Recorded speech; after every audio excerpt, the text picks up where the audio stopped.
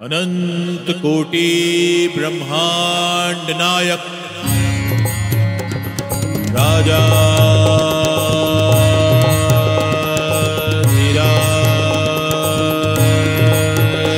योगीरा और ब्रह्म श्री सच्चिदानंद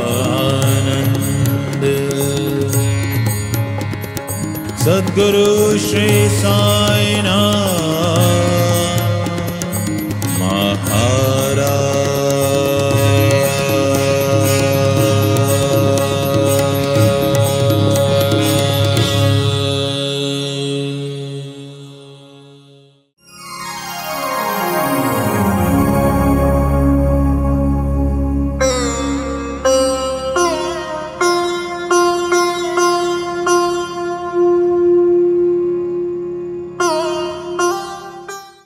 माधवराव देशपांडे श्यामा। माधवराव देशपांडे बहुत छोटे थे कि वो निमोण गांव से अपने परिवार के साथ आकर के शिरडी में बस गए थे। उनका घर और मस्जिद माई की जो खिड़की थी वो दोनों लगभग आमने सामने थे। रात में मस्जिद माई में बैठ करके बाबा जो कुछ करते वो उनको दिखाई देता, जो वो बोलते उनको सुनाई देता। माधवराव देशपांडे का तो कहना था कि बाबा बहुत सारी जुबानें भाषाएं जानते हैं, वो रात में न जाने मस्जिद में किस से बैठ करके बातें करते हैं। यही श्यामा जब बड़ा हुआ तो बाबा की प्रेरणा और अनुमति से वो शिरडी के गांव में ही एक शिक्षक बन गया। बाबा इसको श्याम्या मास्टर कहते थे। श्यामा की बाबा के दरबार में वही इज्जत होती थी जो शिवालय के बाहर नंदी की होती है। हम शिवालय में दाखिल होने से पहले हमेशा नंदी को हाथ लगा करके फिर अंदर जाते हैं। वैसे ही बाबा से अगर किसी को कोई टेढ़ा काम करवाना हो तो वो श्यामा की मार्फत ही जाते थे। एक बार की बात है, श्यामा और बाबा दोनों मस्जिद माई में बैठे थे। अचानक बाबा ने श्यामा के गाल पर एक चिमटी काट ली। श्यामा ने दिखावटी नाराजगी जाहिर करते हुए बाबा से कहा, ये क्या है, तुम कैसे देवा हो? हमें ऐसा देवा नहीं चाहिए जो हमारे साथ इस तरह मजाक करे। हमें तो ऐसा देवा चाहिए जो हमें रोज रोज नए खाने को कुछ दे, कुछ नया पहनने को दे। हमें ऐसा देव चाहिए जो हमारा जीवन सुख से भर दे। इस पर बाबा ने तपाक से कहा, इसीलिए तो मैं आया हूं श्यामा। तू नहीं जानता तेरा और मेरा 72 जन्मों का नाता है।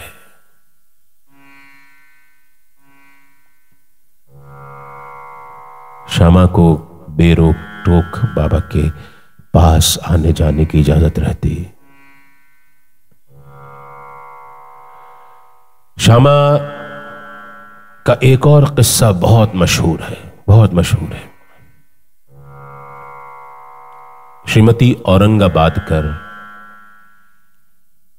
उनकी शादी के कई सारे साल हो गए थे लेकिन उनको संतान नहीं मिल पा रही थी। बाबा की ख्याति सुनकर के वो बाबा के पास आशीर्वाद मांगने शिरडी आई, लेकिन विधि का विधान देखिए कि कोई 2 महीने तक अपने सौतेले पुत्र विश्वनाथ के साथ आई थी। 2 महीने तक उनको बाबा से सीधे मुखातिब होने का मौका नहीं मिला। इतनी भीड़ रहती शिरडी में। श्रीमती औरंगाबादकर ने श्यामा से कहा कि मुझे बाबा से निवेदन करना है कि मेरी झोली भर दें। एक दिन मौका देख करके श्यामा ने नीचे सभा मंडप में बैठी हुई श्रीमती औरंगाबादकर और उनके पुत्र को ऊपर बुला लिया। मस्जिद में तब और भी लोग थे, लेकिन श्यामा ने बुला लिया था तो सब श्रीमती औरंगाबादकर के लिए जगह छोड़ करके खड़े हो गए। श्रीमती औरंगाबादकर अपने साथ एक थाली में पूजन सामग्री लाई थी, उसमें एक नारियल था। बाबा ने नारियल उठाया और अपने कान के पास बजाया। बाबा बोले, श्याम्या ये तो गुड़गुड़ करता है। श्यामा ने कहा कि बाबा इस माई की इच्छा है कि ऐसे ही इसके पेट में भी एक बच्चा गुड़गुड़ करे। बाबा ने हंसते हुए कहा, कैसी वाहियात बातें कर रहा है श्यामा, कोई संतों के आशीर्वाद से कभी किसी को कोई बच्चा होता है क्या? तू भी पागल है, चल जा, तू इस नारियल को फोड़ के ला, तू भी प्रसाद खा, मैं भी प्रसाद खाऊंगा। श्यामा ने कहा, बाबा नहीं, ये माई आई है और ये तुमसे आशीर्वाद लेकर के जाएगी और 1 साल के अंदर इसको बच्चा होना चाहिए। तो दोनों में, बाबा में और श्यामा में, नारियल को लेकर के छीना झपटी होने लगी। श्यामा चाहते थे कि बाबा माई को आशीर्वाद दें और बाबा चाहते थे कि प्रसाद बांट करके खाया जाए। अंत में जीत श्यामा की हुई। बाबा ने कहा, चल श्यामा, इस माई को संतान होगी। श्यामा ने कहा, कब होगी ये बताओ तुम मुझे। बाबा ने कहा, 1 साल के अंदर। अब तू खुश? श्यामा बोला और श्रीमती औरंगाबादकर से, ये सुनिएगा, ये सुनने वाली बात है। दोनों की मित्रता की प्रगाढ़ता का अंदाजा हमको इससे होगा जो श्यामा ने आगे बोला कि सुन माई, मुझे सौगंध है, अगर तुझे 1 साल में संतान नहीं हुई तो मैं इस फकीर के सिर पर नारियल फोड़ करके इसको इस मस्जिद से बाहर निकाल दूंगा।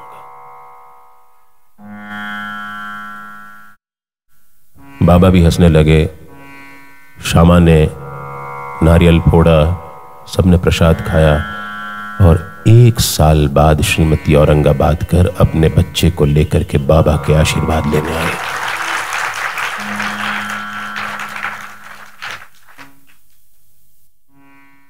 श्यामा को बाबा ने बहुत सारा धन नहीं दिया। कहते हैं धन तो हमेशा प्रारब्ध से आता है, लेकिन बाबा ने हमेशा श्यामा का इतना ख्याल किया कि उनको राजा महाराजाओं जैसे शानो शौकत से सब जगह रखा गया। बाबा के बड़े बड़े भक्त श्यामा की इतनी इज्जत करते कि उनको कभी हाथी की सवारी, कभी बैलगाड़ी की सवारी, कभी घोड़े गाड़ी की सवारी करा देते। उनको बड़े बड़े सिंहासन पर बिठाया जाता। बाबा तक कोई उपहार पहुंचाना हो तो श्यामा के हाथों पहुंचाया जाता। संत महंत तक श्यामा की आओ भगत करते, क्योंकि सबको पता था कि श्यामा की अहमियत बाबा के लिए क्या है और बाबा की अहमियत श्यामा के लिए क्या है। मेरी जिंदगी सवारी मुझको गले लगा के बैठा दिया फलक पे, मुझे खाक से उठा के। मेरी जिंदगी सवारी मुझको गले लगा के बैठा दिया फलक पे, मुझे खाक से उठा के। साईं तेरी यारी को मैंने तो खुदा माना, याद करेगी दुनिया तेरा मेरा अफसाना। जैसा यार कहाँ, कहाँ ऐसा याराना, याद करेगी दुनिया तेरा मेरा अफसाना।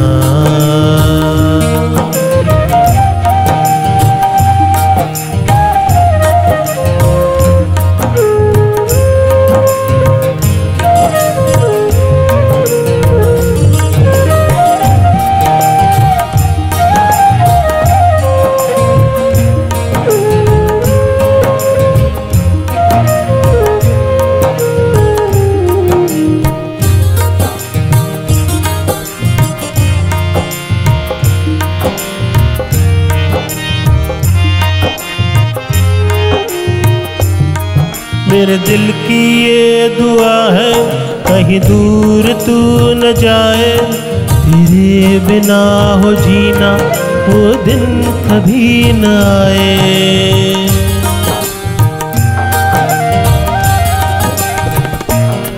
मेरे दिल की ये दुआ है कहीं दूर तू न जाए, तेरे बिना हो जीना वो दिन कभी न आए।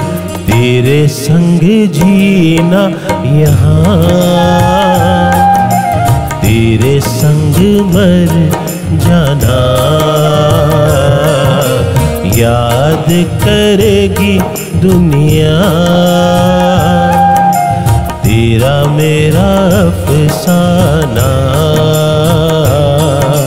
साईं जैसा यार कहाँ, कहाँ ऐसा याराना, याद करेगी दुनिया तेरा मेरा अफसाना। साईं जैसा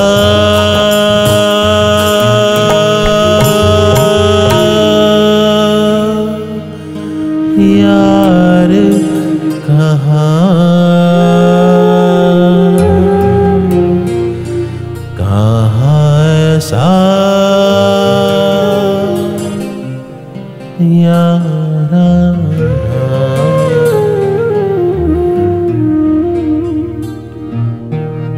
ये साईं है, ये आपका बहुत पक्का मित्र है। आप जितना इसको भाव दोगे वो इतना आपको आधार देगा, आसरा देगा, हमेशा आपके साथ रहेगा, पग पग पल पल छोड़ेगा नहीं आपको। आप इसको छोड़ के जा सकते हैं, ये आपको छोड़ करके नहीं जाएगा। श्यामा के बारे में तो ये तक मशहूर था कि वो जब सोते थे और खर्राटे लेते थे तो उनके हर खर्राटे के साथ साईं साईं लोगों को सुनाई देता था।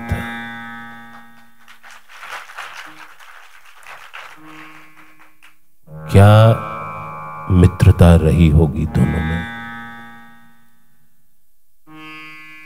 बाबा के समाधि लेने के बाद बापू साहेब बूटी के वंशजों ने श्यामा को जब तक वो जिए तब तक वही मान सम्मान दिया जो बाबा उनको देते थे। समाधि मंदिर में उनके रहने के लिए एक कमरा अलग से था और हर महीने उनको गुजारा भत्ता बूटी परिवार नागपुर का जब तक श्यामा जिए तब तक देते रहे।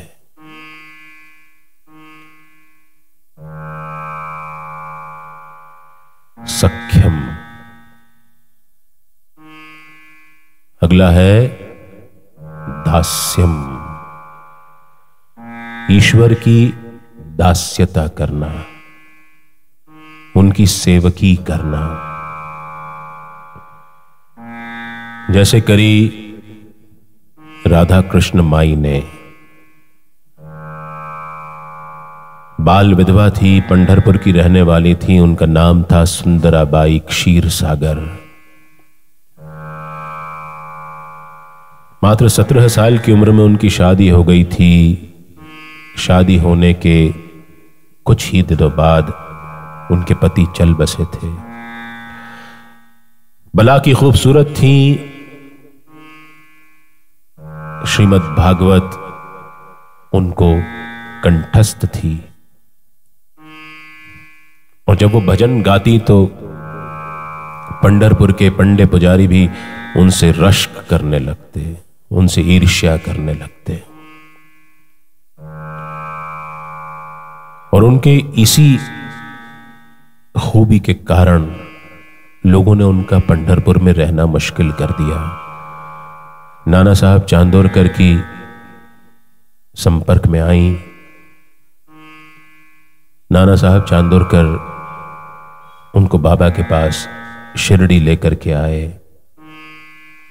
शिरडी में मस्जिद माई में जब वो दाखिल हुई तो घुटनों घुटनों तक उनका घूंघट था। उनके हाथ में कृष्ण भगवान की एक प्रतिमा थी।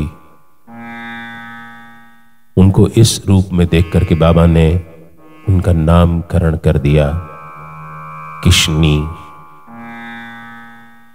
और कृष्ण के प्रेम में वो जितनी दीवानी थी, सबने उनको उपाधि दे दी राधा कृष्ण माई।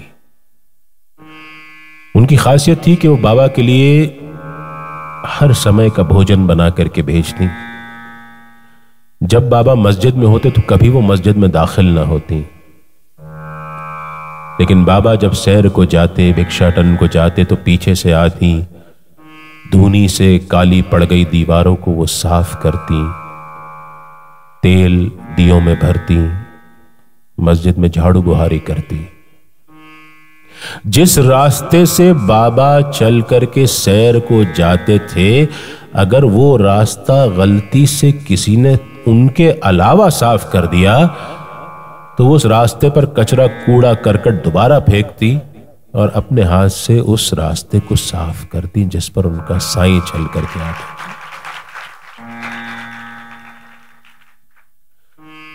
उन्होंने ही श्री साईं बाबा संस्थान की परिकल्पना की। जो भी धनाढ्य भक्त बाबा के दर्शन करने आते, उनसे वो बाबा के लिए कभी बर्तन मंगा लेती, कभी चवर मंगा लेती, कभी कोई पालकी ले आया। बाबा को इन सब चीजों से कोई निस्बत नहीं थी, बाबा को इन सब चीजों का कोई शौक नहीं था। मस्जिद में पालकी चांदी की आई थी, कोई रखने की जगह थी नहीं, इसलिए रात को सड़क के किनारे मस्जिद के बाहर रख दी। उसके ऊपर 4 कोनों पर जो 4 हाथी लगे थे चांदी के, रात को कोई चोर निकाल के ले गए। राधा कृष्ण माई विचलित होकर के बाबा के पास आई कि कोई चोर इन पालकी पर से हाथी निकाल के चला गया है। बाबा ने कहा, अच्छा हुआ, पूरी पालकी क्यों नहीं ले गया।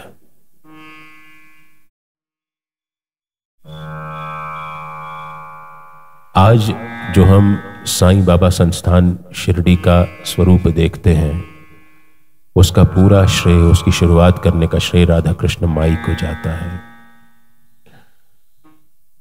उनकी सुंदरता बाबा के लिए भक्तों को परखने का पैमाना बन गई थी। राधा कृष्ण माई के घर को बाबा शाला कहते थे। जब भी कोई भक्त आध्यात्मिक उन्नयन के लिए बाबा के पास आता, बाबा उनको राधा कृष्ण माई की शाला में जरूर भेजते। वहां जाकर के राधा कृष्ण माई के रूप को देख करके यदि उस भक्त के मन में लंपटता के भाव उत्पन्न नहीं होते तो बाबा उनको अपनी शरण में हमेशा रख लेते थे, अपने पास रख लेते थे। कहते हैं राधा कृष्ण माई साईं के जीवन में माया बन के आई और माया की तरह ही चली गई।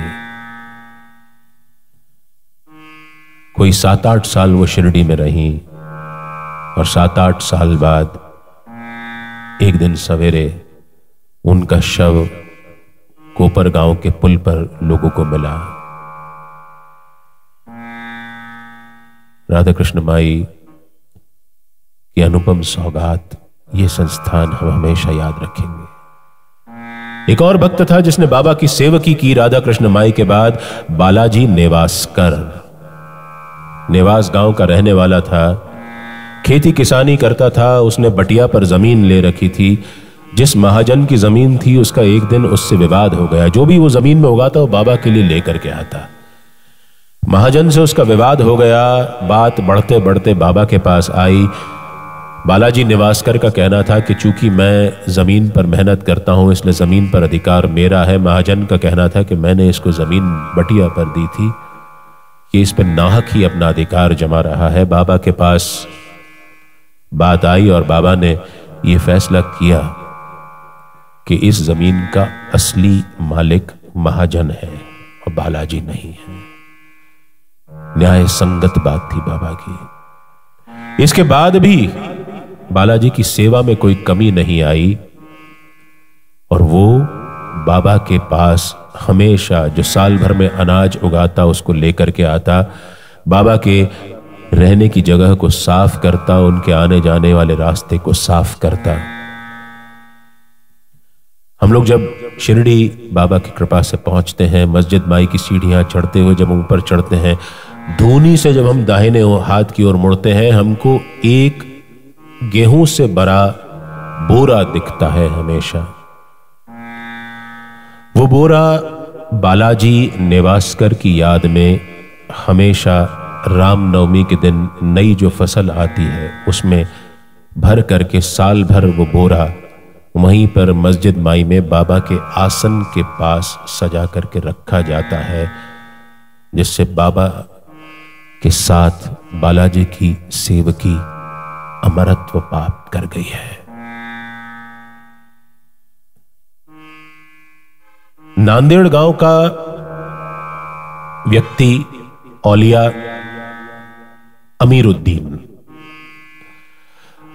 अमीरुद्दीन के सपने में एक दिन साईं बाबा आए नांदेड़ में। सपने में अमीरुद्दीन को बाबा ने 2 आम पकड़ाए और यह कहा कि तू अपने सबसे प्यारे सेवक अब्दुल को मेरे पास शिरडी में भेज दे।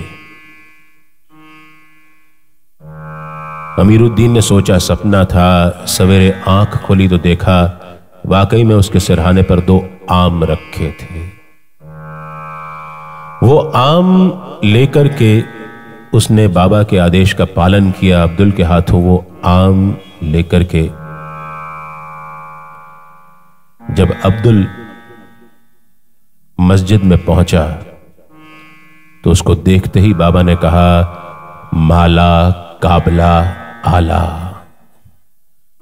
यानी मेरा कौवा आ गया। अब्दुल को बाबा प्यार से कभी जमादार कहते, कभी उसको कौवा कहते। अब्दुल समाधि तक बाबा के सेवा में लगा रहा। बाबा के कपड़े धोना, उनके नहाने का पानी गर्म करना, दियों में तेल भरना। बाबा नंदादीप जब घूमने जाते तो नंदादीप में तेल डालना। 2 घड़े वो रखकर भर करके पहले ही नंदादीप के पास अब्दुल रख देता। बाबा के पहुंचने से पहले बाबा जाते पूरे सब हुजूम के साथ नंदादीप पर जाते और वहां पर बैठ जाते। हुजूम पीछे छूट जाता और अब्दुल के भरे हुए उन 2 घड़ों में से बाबा अपने हाथ में पानी लेकर के चारों तरफ डालते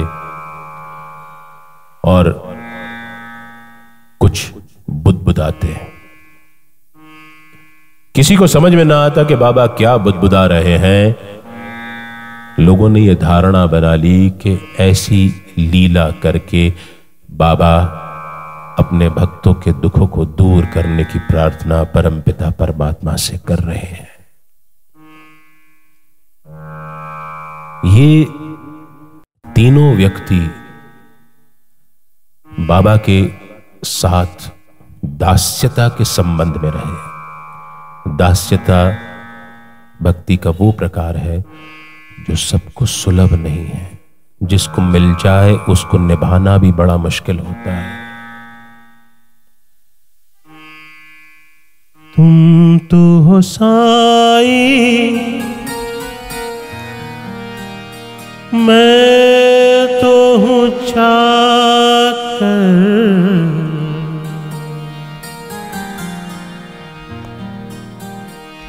तुम तो हो साई,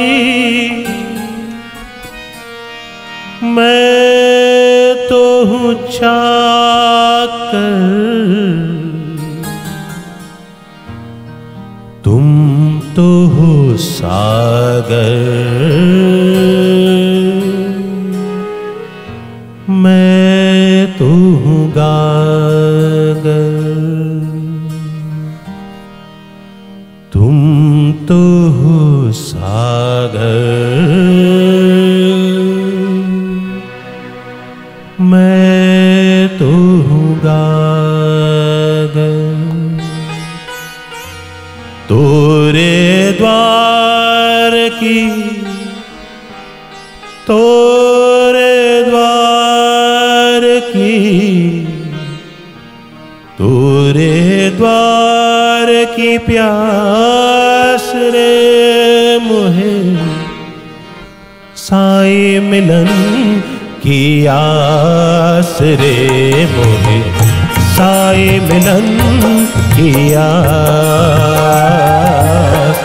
साई मिलन की आस रे मोहे। साई मिलन की आस, साई मिलन की आस रे मोहे। साई मिलन की आस।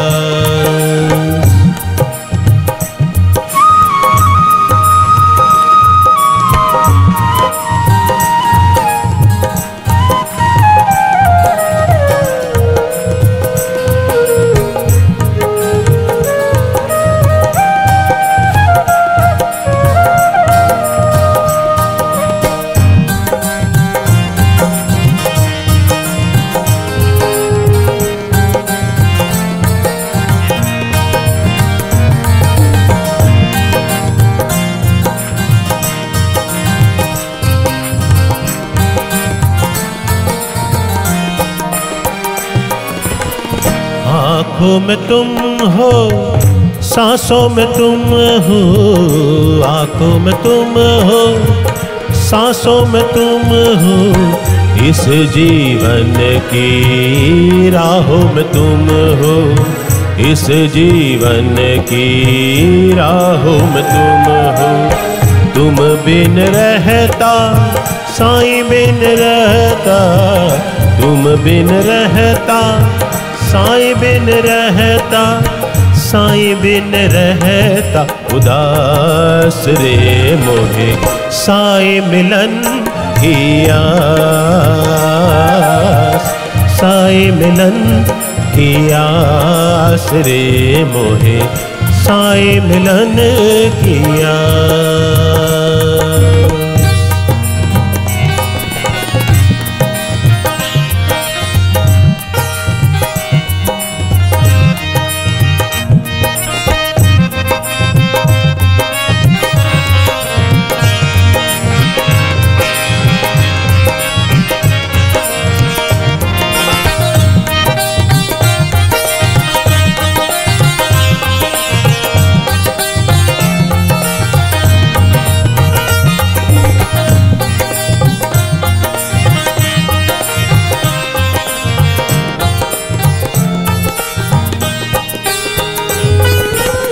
साईं का दर कितना बड़ा है। साईं का दर कितना बड़ा है।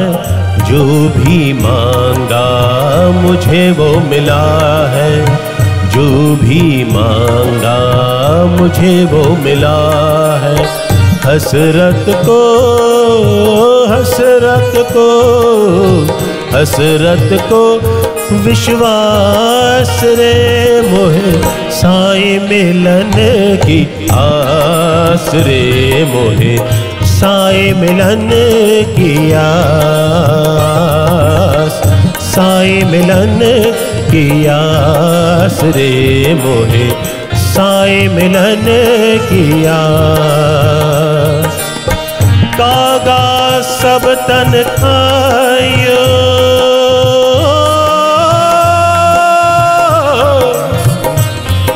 तू चुन चुन खाइयो मांस, दो नैना मत खाइयो। इन्हें साई मिलन किया,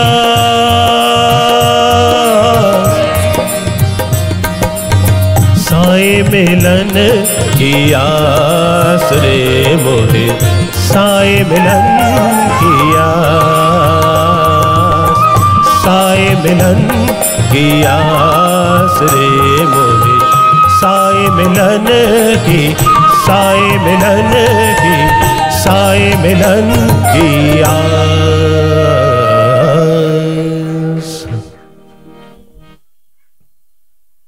भक्ति का अंतिम और सबसे परिष्कृत प्रकार है आत्मनिवेदनम, यानी साईं में उस तरह से घुल जाना या अपने अंदर साईं को इस तरह से घोल लेना जैसे दूध के अंदर शक्कर मिल जाती है, और दोनों एक बार मिल जाएं तो दोनों को अलग करना बिल्कुल नामुमकिन होता है। मेरा सब कुछ साईं है और मैं साईं का हूं, मैं साईं का था, मैं साईं का हूं, मैं साईं का रहूंगा। ये भाव जब मन में आ जाता है तो वो आत्मनिवेदनम वाली स्थिति होती है, जिसको संत आत्मरति भी कहते हैं, जिसको तपस्वी आत्म प्राप्ति भी कहते हैं, जिसको Maslow's hierarchy of needs self realisation या सेल्फ एक्चुअलाइजेशन भी कहती है। यह भक्ति का सर्वोत्तम प्रकार है कि आप में और साईं में कोई भेद, कोई अंतर नहीं रहता।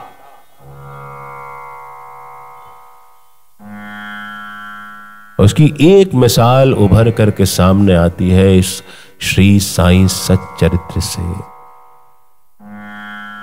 काका साहेब दीक्षित, काका साहब दीक्षित संस्कृत, अंग्रेजी, हिंदी, फ्रेंच, जर्मन, इस तरह से कोई 8 भाषाओं में पारंगत व्यक्ति थे।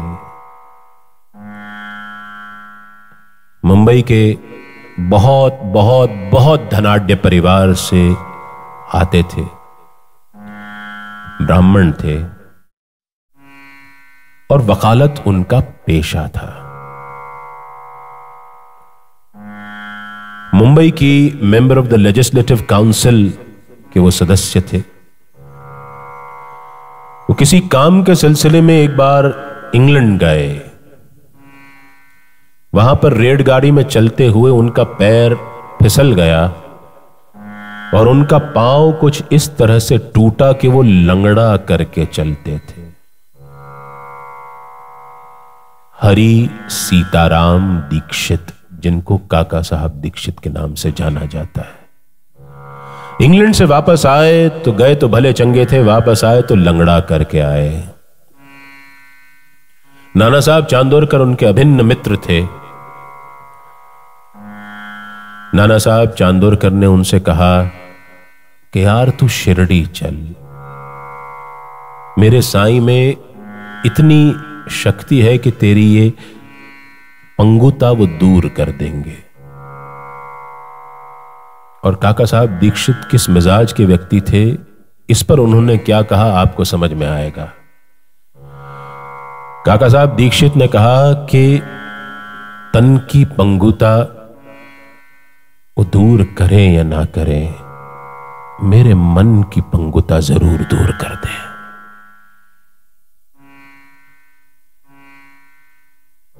नाना साहब चांदोरकर के साथ वो शिरडी आए। और जो शिरडी आए तो शिरडी के ही होकर के रह गए।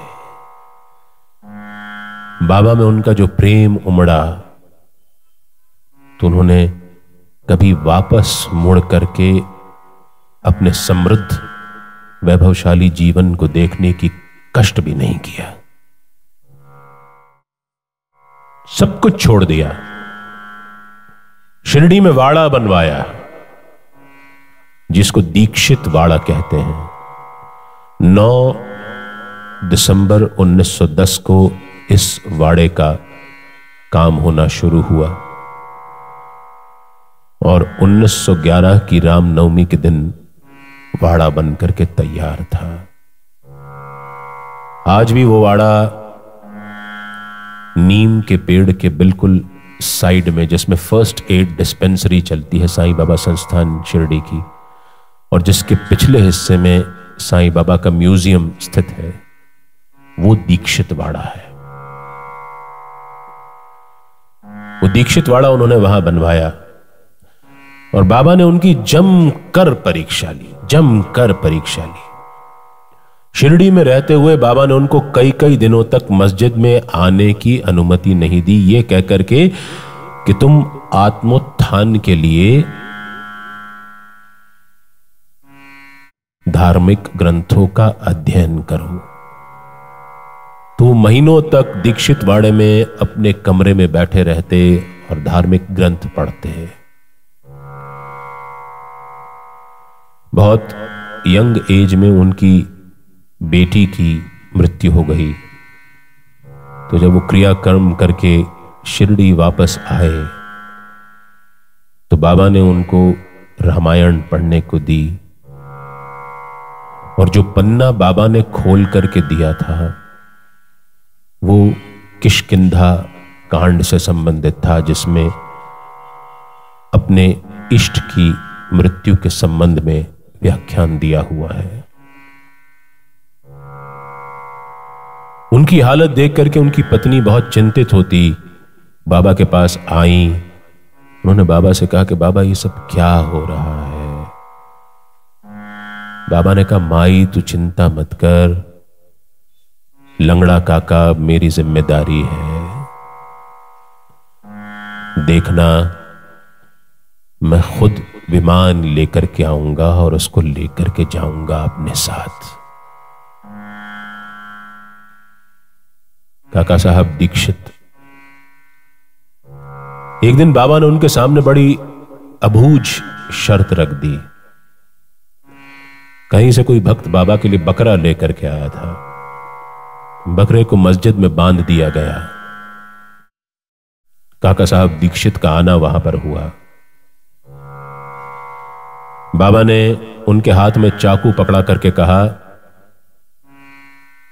कि महात्रे काका, उनको महात्रे काका भी कहते हैं।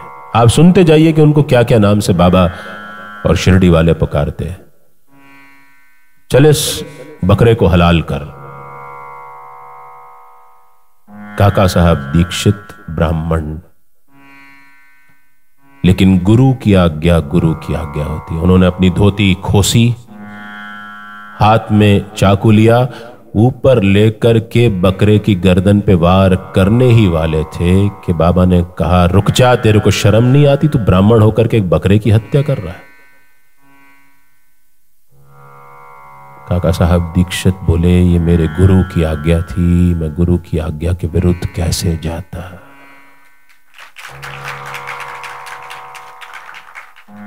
लेकिन बाबा की महानता भी देखिए कि उन्होंने काका साहब दीक्षित का धर्म भ्रष्ट, उनका विश्वास टूटने नहीं दिया। काका साहब दीक्षित का एक बड़ा पुराना मित्र था जो कि राजस्थान के राजघराने का वारिस था।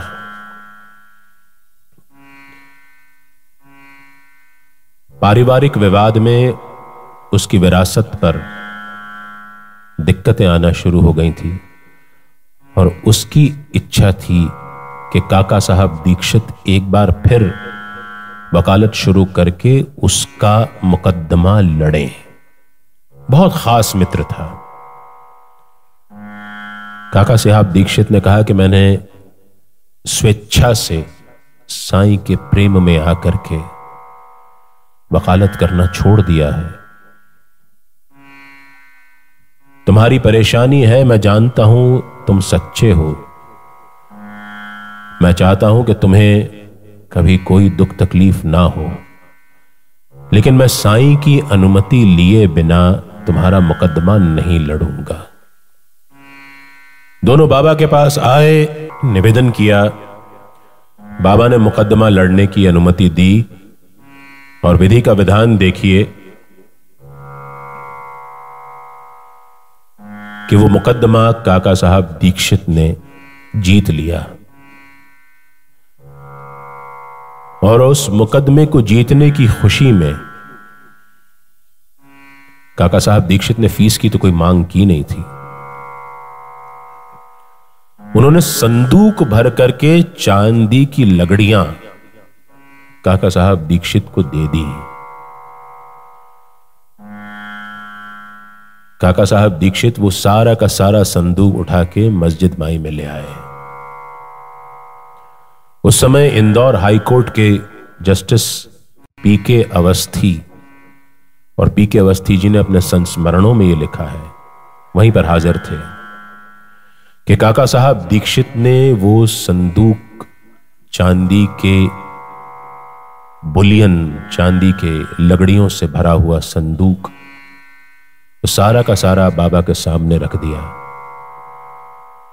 और बाबा से कहा कि बाबा, मेरा इससे कोई प्रयोजन नहीं है, ये सब आपका है। बाबा ने कहा, तू सच कह रहा है, ये सब मेरा है? काका साहब दीक्षित ने कहा, हाँ बाबा, ये सब आप ही का है। जस्टिस पी के अवस्थी आगे लिखते हैं कि देखते ही देखते जितने लोग उस दिन मस्जिद माई में बाबा के दर्शन करने आए थे, सबको बाबा ने दोनों हाथों से वो ईंटें, जो चांदी की ईंटें थी, वो देना शुरू कर दी। देखते ही देखते संदूक खाली हो गया, लेकिन काका साहब दीक्षित के चेहरे पर कोई शिकन नहीं आया।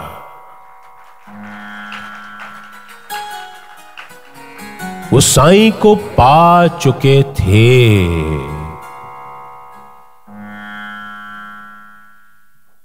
साईं को अपने अंदर जागृत कर चुके थे। उन्हें अब साईं के अलावा और कोई चीज न दिखाई देती थी, न सुझाई देती थी। कुछ समझ में नहीं आता। 1918 में बाबा ने समाधि ली।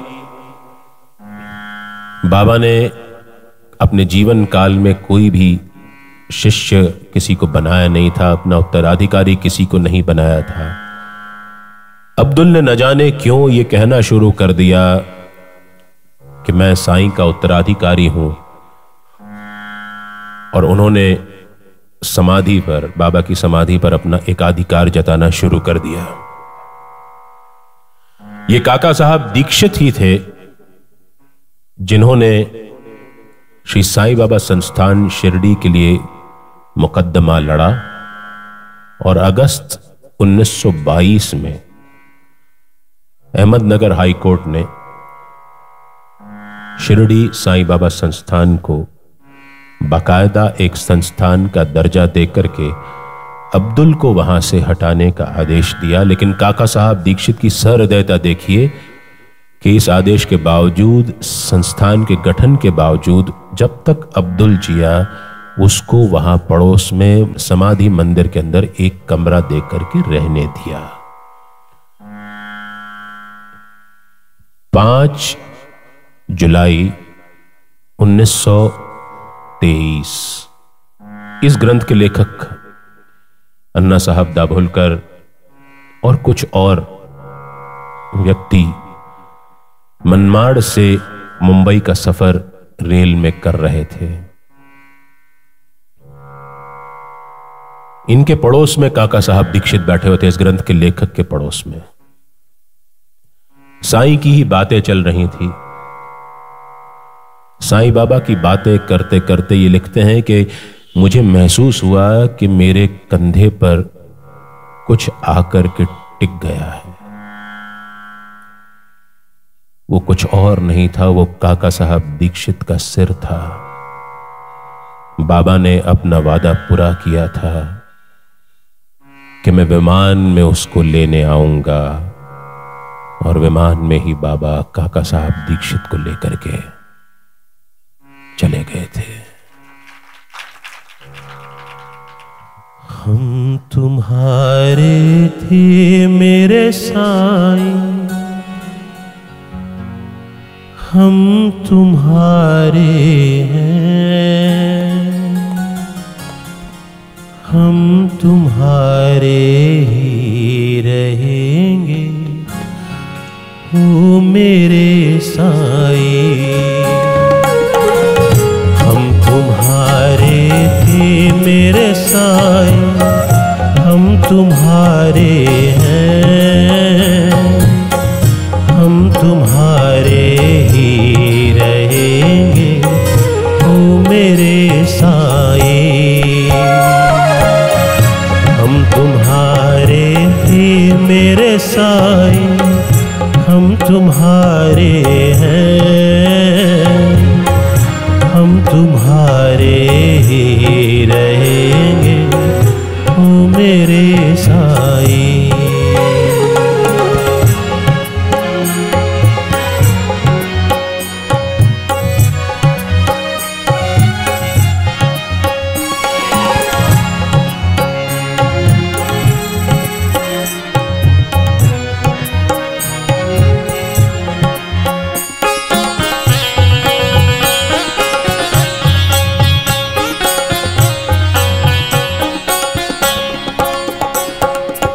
तुम्हें छोड़ सुनो मेरे साईं, कोई न मीत हमारो,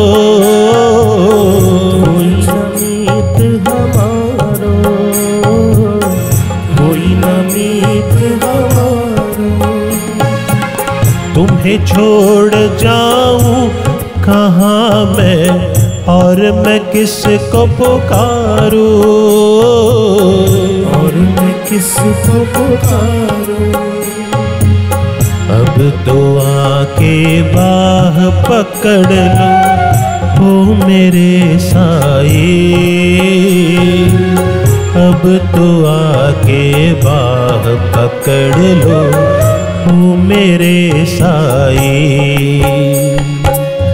हम तुम्हारे थे मेरे साईं, हम तुम्हारे हैं, हम तुम्हारे ही रहेंगे, ओ मेरे साईं।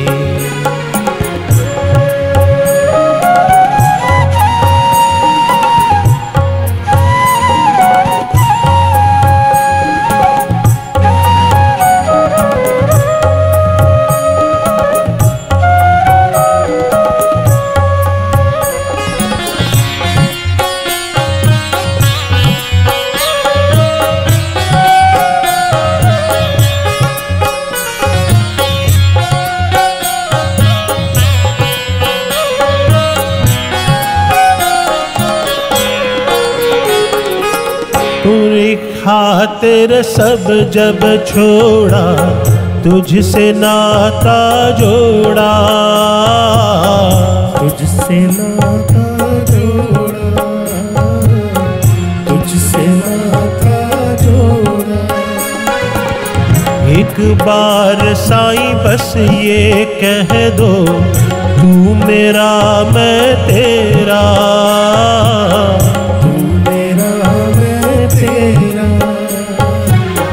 साची प्रीत की रीत निभा दो, ओ मेरे साईं। साची प्रीत की रीत निभा दो, ओ मेरे साईं। हम तुम्हारे थे मेरे साईं, हम तुम्हारे हैं, हम तुम्हारे ही रहेंगे, ओ मेरे साईं।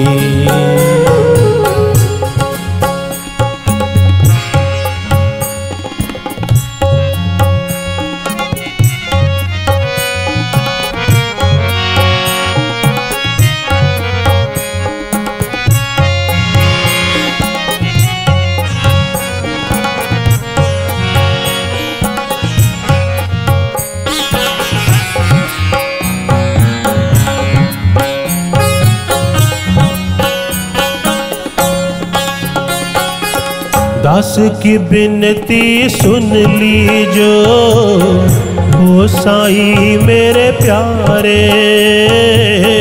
ओ साईं मेरे प्यारे, ओ साईं मेरे प्यारे। आखिरी इच्छा यही बंदे की पूर्ण करना प्यारे, पूर्ण करना प्यारे। एक बार तो दिल से लगा लो, ओ मेरे साईं, एक बार तो दिल से लगा लो, ओ मेरे साईं। हम तुम्हारे थे मेरे साईं, हम तुम्हारे हैं, हम तुम्हारे ही रहेंगे, ओ मेरे साईं। अगर साईं को पाना है तो पहले ये कहना पड़ेगा कि हम तुम्हारे हैं, हम तुम्हारे थे, हम तुम्हारे रहेंगे। अपने आप को उसके समर्पित करना पड़ेगा, और जब सच्चे मन से समर्पित हो जाओगे तो हम हक से ये कह सकते हैं, तुम हमारे थे मेरे साईं, तुम हमारे हो, तुम हमारे ही रहोगे, ओ मेरे साईं।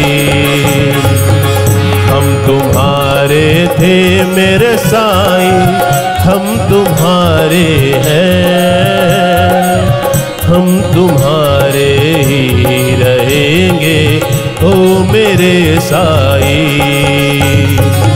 तुम हमारे थे मेरे साईं, तुम हमारे हो, तुम हमारे ही रहोगे, ओ मेरे साईं। तुम हमारे ही रहोगे, ओ मेरे साईं। तुम हमारे ही रहोगे, ओ मेरे साईं। तुम हमारे ही रहोगे,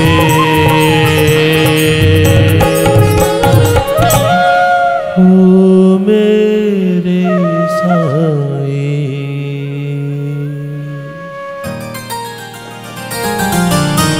इस तरह बाबा लोगों को भक्ति का प्यार, भक्ति का दुलार देते हुए अपने साथ हमेशा रखते। बाबा ने समाधि ली तो बाबा ने हर पग पर अपना वचन निभाया कि वो हमेशा हमारे साथ थे, हमेशा हमारे साथ हैं और हमेशा हमारे साथ रहेंगे। समाधि का विवरण आप लोग पूर्व में कई बार इस कथा के माध्यम से सुन चुके हैं। हम बाबा के उन 11 वचनों को दोहराते हैं जो पग पग पर हमारी रक्षा करते हैं, हमारा रक्षण करते हैं। उन 11 वचनों को दोहराने के साथ ही हम इस कथा को विराम की ओर ले चलेंगे, जहां से ये कथा अपने अगले पड़ाव के लिए निकल पड़ेगी। साईं राम साईं राम साईं राम मेरे साईं राम, साईं राम साईं राम साईं राम मेरे साईं राम, साईं राम साईं राम साईं राम मेरे साईं राम, साईं राम साईं राम साईं राम मेरे साईं राम। जो शिरडी में आएगा आपद दूर भगाएगा, जो शिरडी में आएगा आपद दूर भगाएगा। चढ़े समाधि की सीढ़ी पर पैर तले दुख की पीढ़ी कर, चढ़े समाधि की सीढ़ी पर, पैर तले रुक की पीढ़ी कर। त्याग शरीर चला जाऊंगा, भक्त हेतु दौड़ा आऊंगा। त्याग शरीर चला जाऊंगा, भक्त हेतु दौड़ा आऊंगा। मन में रखना दृढ़ विश्वास, करे समाधि पूरी आस। मन में रखना दृढ़ विश्वास, करे समाधि पूरी आस। मुझे सदा जीवित ही जानो, अनुभव करो सत्य पहचानो। मुझे सदा जीवित ही जानो, अनुभव करो सत्य पहचानो। मेरी शरण खाली जाए, हो तो कोई मुझे बताए। मेरी शरण खाली जाए, हो तो कोई मुझे बताए। जैसा भाव रहा जिस जन का, वैसा रूप हुआ मेरे मन का। जैसा भाव रहा जिस जन का, वैसा रूप हुआ मेरे मन का। सहायता लो भरपूर, जो मांगा वो नहीं है दूर। सहायता लो भरपूर, जो मांगा नहीं है दूर। मुझ में लीन वचन मन काया, उसका ऋण न कभी चुकाया। मुझ में लीन वचन मन काया, उसका ऋण न कभी चुकाया। धन्य धन्य वह भक्त अनन्य, मेरी शरण तज जिसे न अन्य। धन्य धन्य वह भक्त अनन्य, मेरी शरण तज जिसे न अन्य। राम साई राम, साई राम मेरे साई राम। साई राम, साई राम, साई राम मेरे साई राम। मेरे साई राम, मेरे साई राम, मेरे साई राम, मेरे साई राम। मेरे साई राम।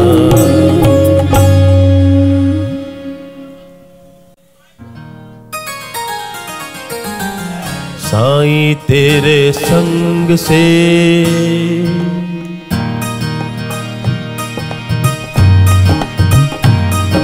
साईं तेरे संग से जीवन संभल गया। साईं तेरे संग से जीवन संवर गया। साईं तेरे संग से जीवन संभल गया। साईं तेरे संग से जीवन संवर गया। ऐसा रंगा साईं ने मेरा रंग बदल गया। ऐसा रंगा साईं ने मेरा रंग बदल गया। ऐसा रंगा साईं ने मेरा रंग बदल गया। साईं तेरे संग से जीवन संभल गया। साईं तेरे संग से जीवन संवर गया। साईं तेरे संग से जीवन संभल गया। साईं तेरे संग से जीवन संभल गया।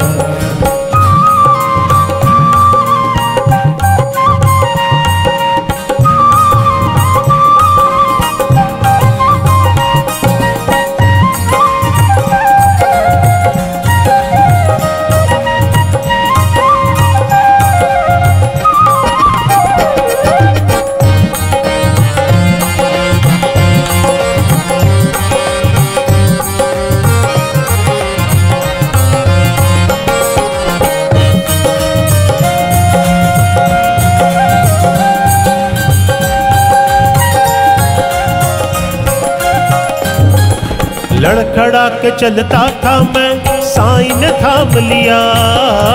लड़खड़ा के चलता था मैं, साईं ने थाम लिया। मैं राहों का पत्थर, मुझको साईं ने दाम दिया।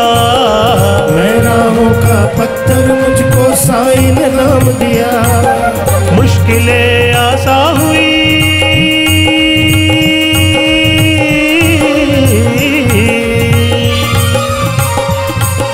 मुश्किलें आसा हुई जो साईं का नाम लिया। मेरी मुश्किलें आसा हुई जो साईं का नाम लिया। साईं तेरे संग से जीवन संभल गया, साईं तेरे संग से जीवन संवर गया। साईं तेरे संग से जीवन संभल गया, साईं तेरे संग से जीवन संवर गया।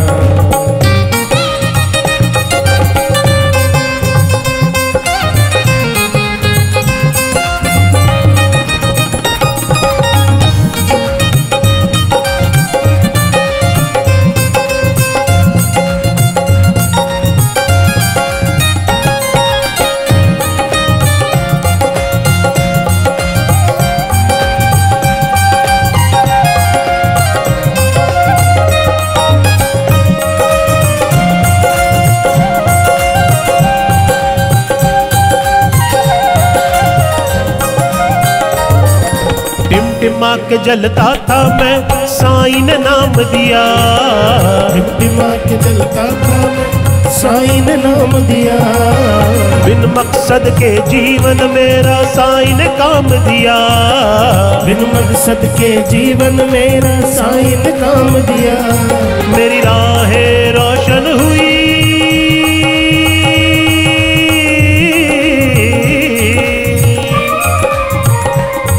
मेरी राहें रोशन हुई जो साईं का ध्यान किया।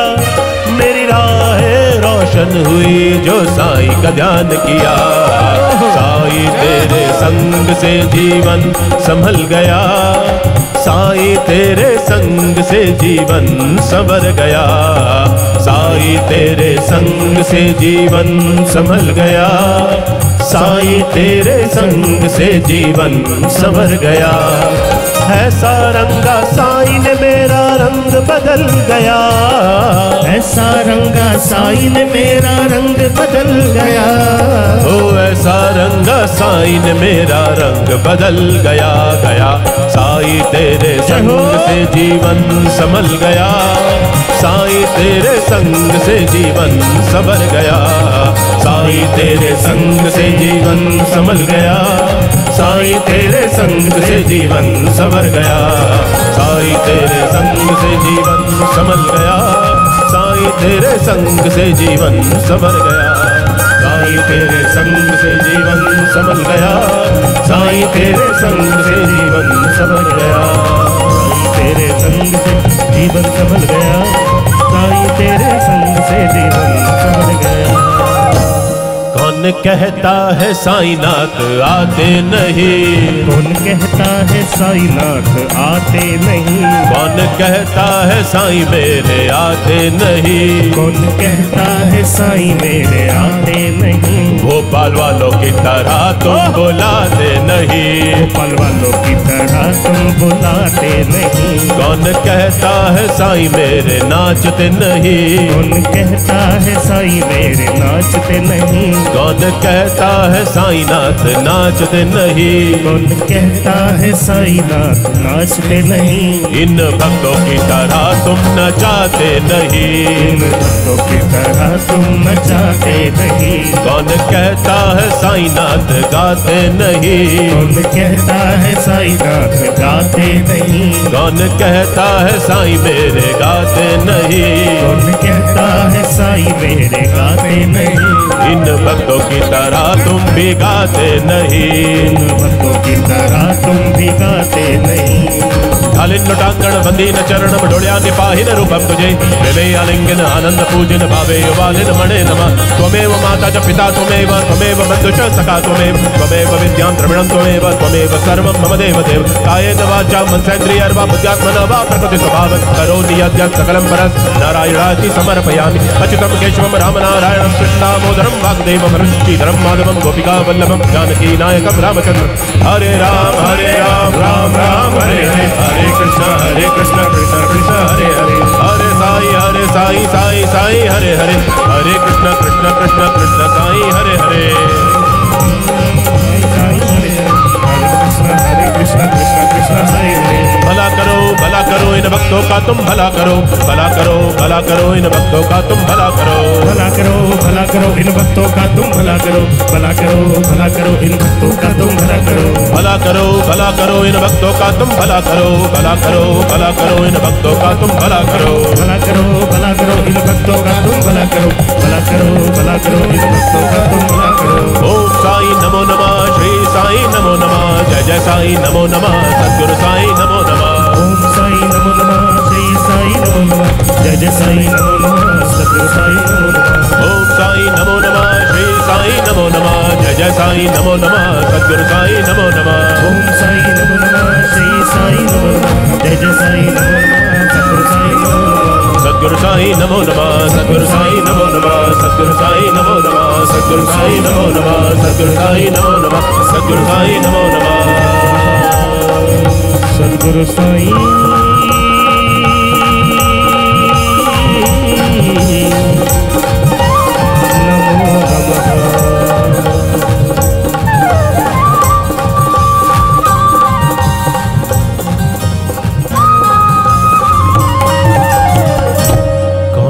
कहता है साईनाथ आते नहीं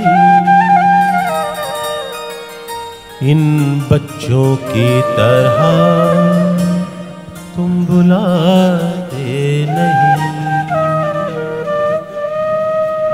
ये कथा आपसे बस यहीं पर आज्ञा लेती है, विराम लेती है।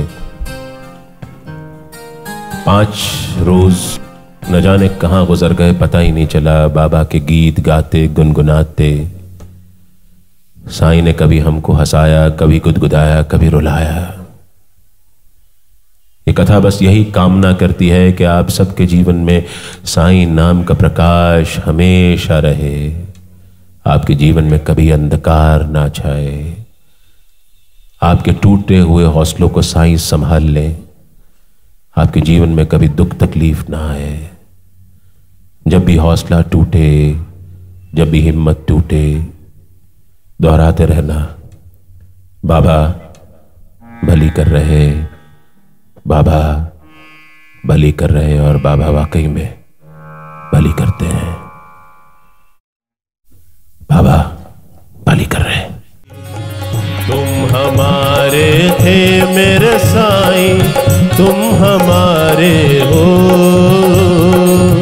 तुम हमारे ही रहोगे हो मेरे साईं, तुम हमारे ही